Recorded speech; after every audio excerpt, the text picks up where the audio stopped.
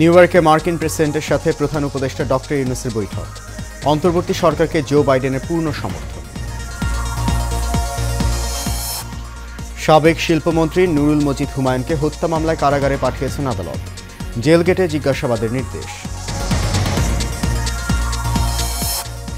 এবং গাজীপুর আশুলিয়ায় শিল্পাঞ্চলে খুলেছে বেশিরভাগ পোশাক কারখানা, পুরোদমে চলছে উৎপাদন।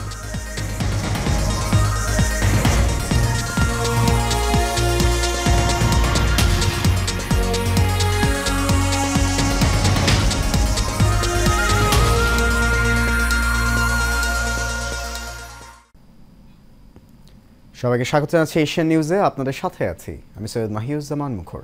শুনছেন বিআরবি কেবল ইন্ডাস্ট্রিজ লিমিটেড সংবাদ শিরোনাম। যাচ্ছে পুরো খবরে। অন্তর্বর্তী সরকারকে পূর্ণ সমর্থন জানিয়েছেন যুক্তরাষ্ট্রের প্রেসিডেন্ট জো বাইডেন।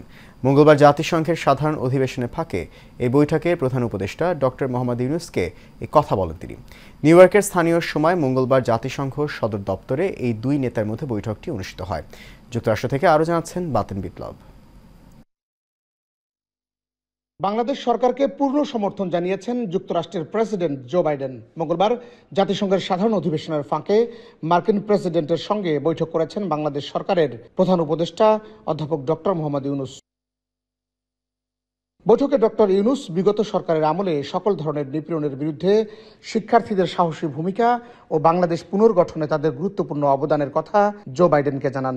অধ্যাপক ডক্টর ইউনূস জোর দিয়ে বলেন, দেশ পুনর্গঠনে তার সরকারকে অবশ্যই সফল হতে হবে। এ সময় মার্কিন প্রেসিডেন্ট বাইডেন যে কোনো সাহায্যে বাংলাদেশ সরকারের পাশে থাকার আশ্বাস দেন। প্রেসিডেন্ট বাইডেন বলেন, শিক্ষার্থীরা যদি দেশের জন্য এত ত্যাগ স্বীকার করতে পারে তাহলে তাদেরও পূর্ণ সহযোগিতা করা উচিত। বৈঠকে প্রধান উপদেষ্টা জুলাই বিপ্লব চলাকালীন ও এর পরে বাংলাদেশি শিক্ষার্থীদের আঁকা দেয়ালচিত্রের ছবি সংবলিত দ্য আর্ট অব ট্রায়াম্ফ শীর্ষক আর্ট বুক মার্কিন প্রেসিডেন্ট জো বাইডেনকে উপহার দেন। এর আগে কানাডার প্রধানমন্ত্রী জাস্টিন ট্রুডোর সাথে বৈঠক করেন ডক্টর ইউনূস। এ সময় জাস্টিন ট্রুডো বাংলাদেশে প্রাতিষ্ঠানিক সংস্কারের ক্ষেত্রে সরকারকে সব ধরনের সহযোগিতার আশ্বাস দেন। বাতেন বিপ্লব, এশিয়ান টেলিভিশন, নিউ ইয়র্ক, যুক্তরাষ্ট্র। সাবেক শিল্পমন্ত্রী ও নরসিংদী ৪ আসনের সাবেক সংসদ সদস্য অ্যাডভোকেট নুরুল মজিদ মাহমুদ হুমায়ুনের রিমান্ড আবেদন নামঞ্জুর করে কারাগারে পাঠানোর নির্দেশ দিয়েছেন আদালত। দুপুরে সিনিয়র জুডিশিয়াল ম্যাজিস্ট্রেট আদালতের বিচারক রাকিবুল ইসলাম এই আদেশ দেন। আদালত সূত্রে জানা গেছে, বৈষম্য বিরোধী ছাত্র আন্দোলনের সময় তৎকালীন শিল্পমন্ত্রী অ্যাডভোকেট নুরুল মজিদ মাহমুদ হুমায়ুন এবং স্থানীয় আওয়ামী লীগের নেতাকর্মীদের অভিযুক্ত করে মাধবদী থানায় হত্যাসহ অন্যান্য অভিযোগে মামলা করা হয়। ভোরে ঢাকার গুলশান থেকে র্যাপিড অ্যাকশন ব্যাটালিয়ন তাকে গ্রেফতার করে। পরবর্তীতে নরসিংদীর সিনিয়র জুডিশিয়াল ম্যাজিস্ট্রেট আদালতে সোপর্দ করে 5 দিনের রিমান্ড আবেদন করা হয়। আদালত শুনানি শেষে রিমান্ড আবেদন নামঞ্জুর করে কারাগারে প্রেরণের নির্দেশ দেন। সেই সঙ্গে তাকে জেল গেটে জিজ্ঞাসাবাদের অনুমতি দেন।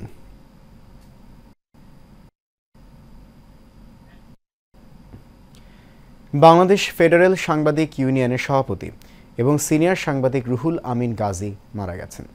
রাজধানীর একটি বেসরকারি হাসপাতালে চিকিৎসাধীন অবস্থায় তিনি মারা যান। তার মৃত্যুতে বাংলাদেশ একজন গুণী সাংবাদিককে হারালো।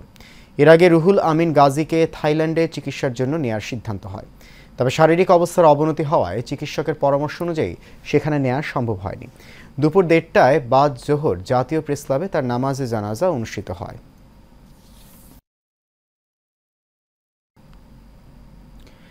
মৌসুমী বায়ু ও লঘুচাপের প্রভাবে দেশ জুড়ে বৃষ্টি হচ্ছে। একই অবস্থা রাজধানীতেও। থেমে থেমে সকাল থেকে ঝিরিঝিরি বৃষ্টি হচ্ছে।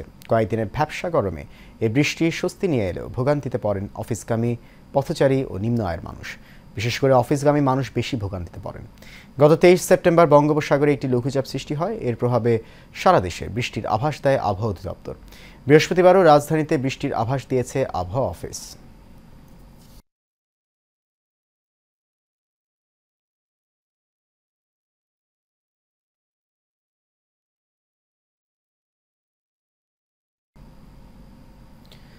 সাভার আশুলিয়া শিল্পাঞ্চলে বন্ধ থাকা শিল্প কারখানাগুলো খুলে দিয়েছে মালিকপক্ষ।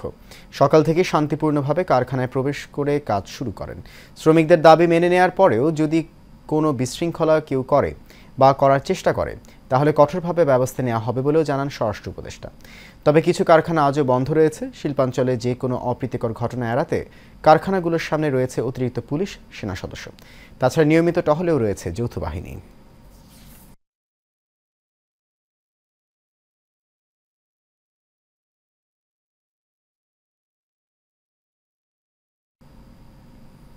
এ বিষয়ে আরও খবর জানাতে গাজীপুর থেকে এই মুহূর্তে আমাদের সাথে সরাসরি যোগ দিচ্ছেন সহকর্মী আরিফ খান আবির। আবির, গাজীপুরের শিল্পাঞ্চলের সবশেষ পরিস্থিতি কি আমাদেরকে জানান।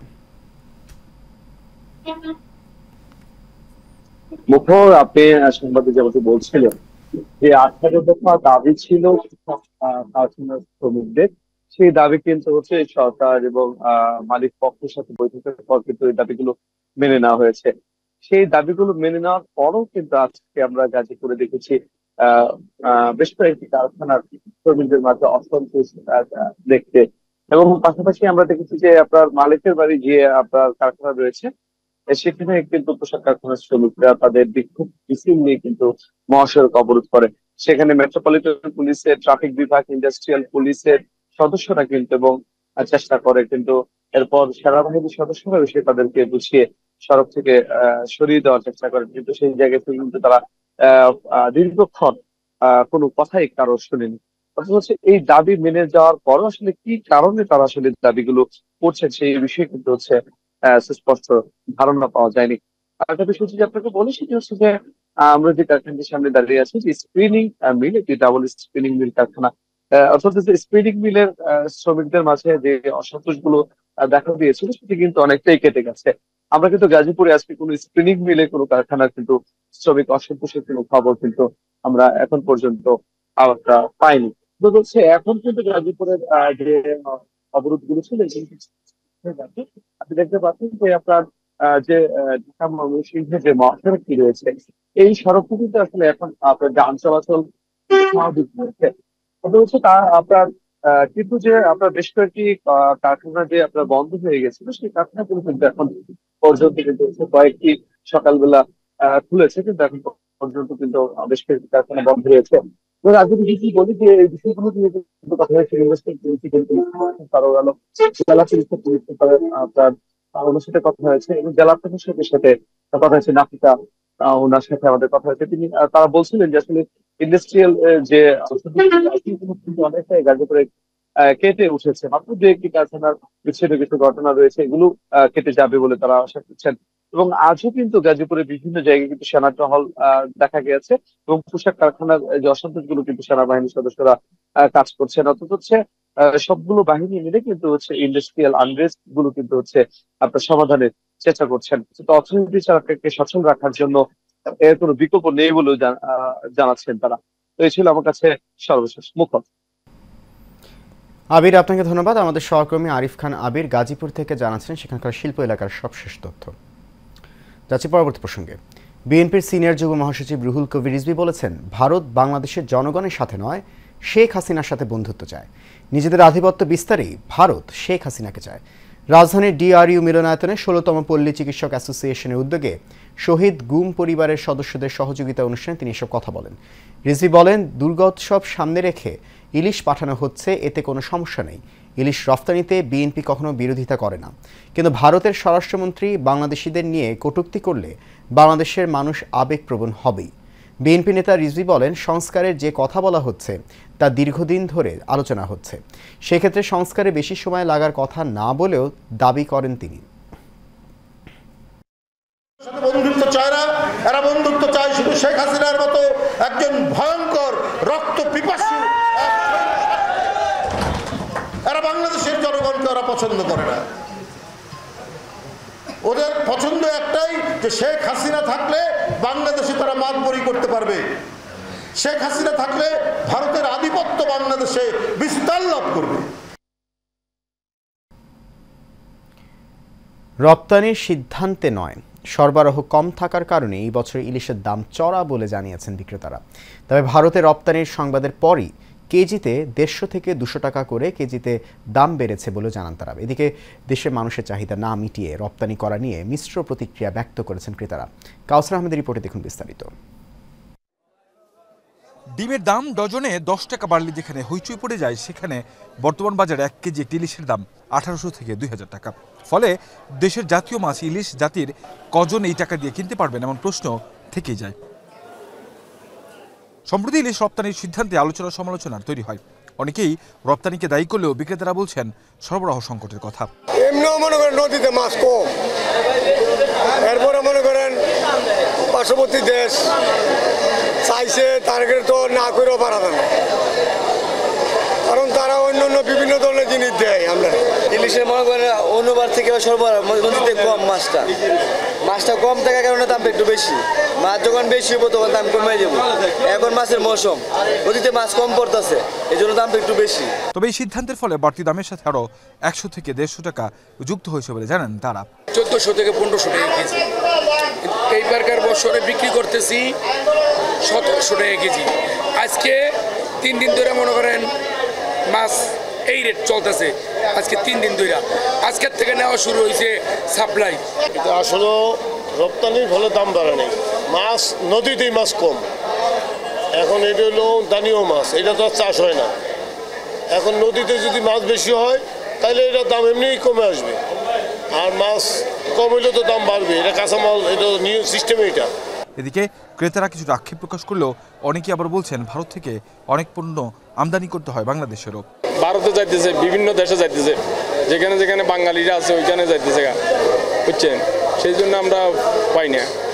আর গত বছরের থেকে এই বছর আপনার প্রায় 300-400 টাকা করে কেজিতে বেশি। কিন্তু আগে তো আমাদের দেশি মানুষের চাহিদা মিটাবে, কিন্তু দেখতেছে যে না, তাদের সাথে একটু আমাদের বন্ধুত্ব দূর হয়ে যাইতেছে। আমার মনে হয় যে এই জন্য তারা এই উদ্যোগটা নিচ্ছে। নির্ধারিত হোক ইলিশের দাম, জাতীয় মাছ জাতির সবার কপালে জুটুক, এমন প্রত্যাশাই সবার। কাউসার আহমেদ, এশিয়ান টেলিভিশন, ঢাকা। রাজধানীর উত্তরায় উৎসব মুখর ও শান্তিপূর্ণ দুর্গাপূজা আয়োজনে এলাকাবাসীকে সঙ্গে নিয়ে পূজার স্থান নির্ধারণী বৈঠক ও আলোচনা সভা অনুষ্ঠিত হয়েছে। দিয়াবাড়ি আর্মি ক্যাম্পে সেনাবাহিনীর উদ্যোগে বৈঠকটি সম্পন্ন হয়। উত্তরার মুগ্ধ চত্বরকে সর্বসম্মতিক্রমে এবারের দুর্গাপূজা আয়োজনের চূড়ান্ত স্থান হিসেবে নির্ধারণ করা হয়।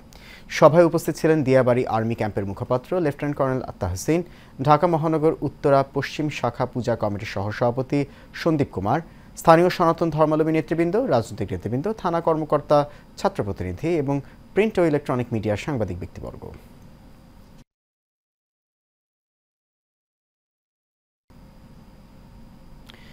গাজীপুরের কালিয়াকৈরে সন্ধানী লাইফ ইন্স্যুরেন্স কোম্পানি লিমিটেডের গ্রাহক সমাবেশ অনুষ্ঠিত হয়েছে। উপজেলার একটি রেস্টুরেন্টে সন্ধানী লাইফ ইন্স্যুরেন্স কোম্পানি লিমিটেডের এই সভা অনুষ্ঠিত হয়। দুলাল উদ্দিনের সভাপতিত্বে অনুষ্ঠানের প্রধান অতিথি হিসেবে বক্তব্য রাখেন সন্ধানী লাইফ ইন্স্যুরেন্স কোম্পানির জেনারেল ম্যানেজার শহীদুল ইসলাম। এছাড়াও বিশেষ অতিথি ছিলেন ব্যবসায়ী ভৈরব চন্দ্র সাহা, ব্যবসায়ী রকি।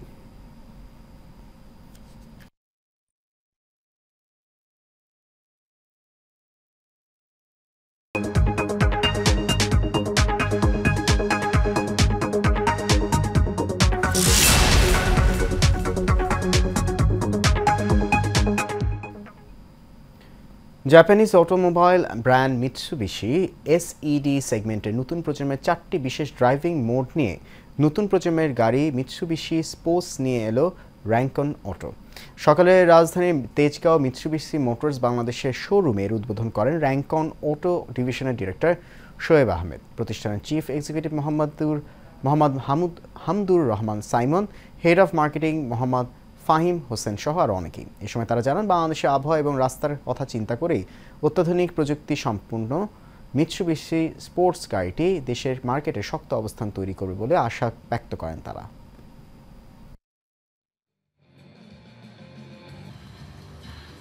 ক্রিকেট, ভারতের বিপক্ষে 2 ম্যাচ টেস্ট সিরিজের শেষ ম্যাচ খেলতে কানপুরে পৌঁছেছে বাংলাদেশ দলের ক্রিকেটাররা। সিরিজের প্রথম ম্যাচে ভারতের সঙ্গে কোনো প্রতিদ্বন্দ্বিতাই করতে পারেনি বাংলাদেশ, হেরেছে 280 রানের বড় ব্যবধানে। সফরকারীদের লক্ষ্য শেষ ম্যাচে ঘুরে দাঁড়ানোর। ইতিমধ্যে বিশ্ব টেস্ট চ্যাম্পিয়নশিপের র্যাঙ্কিংয়েও পিছিয়ে পড়েছে এবং পড়েছে হারের প্রভাব। পাকিস্তানকে হোয়াইট ওয়াশ করে 3 নম্বরে উঠে আসা বাংলাদেশ নেমে গেছে 6-এ। এদিকে ম্যাচের আগে হুমকি পেয়েছে বাংলাদেশ দল। হিন্দু মহাসভা কানপুরে কর্মসূচি রেখেছে ম্যাচের দিন। আগে থেকেই হামলার হুমকি দেয়া হিন্দু মহাসভা এবার হরতাল ডেকেছে। গোয়ালিয়রে আগামী 6 অক্টোবর ভারতের সঙ্গে টি-20 ম্যাচ রয়েছে বাংলাদেশের। সেই দিনই শহরটিতে হরতালের ঘোষণা দিয়েছে সংগঠনটি।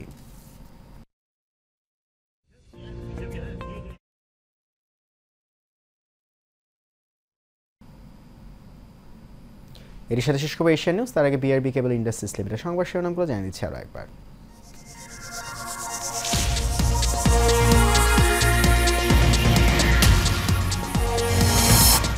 নিউ ইয়র্কে মার্কিন প্রেসিডেন্টের সাথে প্রধান উপদেষ্টা ডক্টর ইউনূসের বৈঠক। অন্তর্বর্তী সরকারকে জো বাইডেনের পূর্ণ সমর্থন।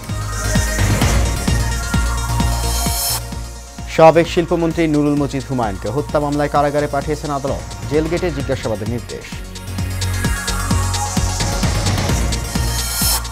এবং গাজীপুর আশুলিয়ায় শিল্পাঞ্চলে খুলেছে বেশিরভাগ পোশাক কারখানা, পুরো দামে চলছে উৎপাদন।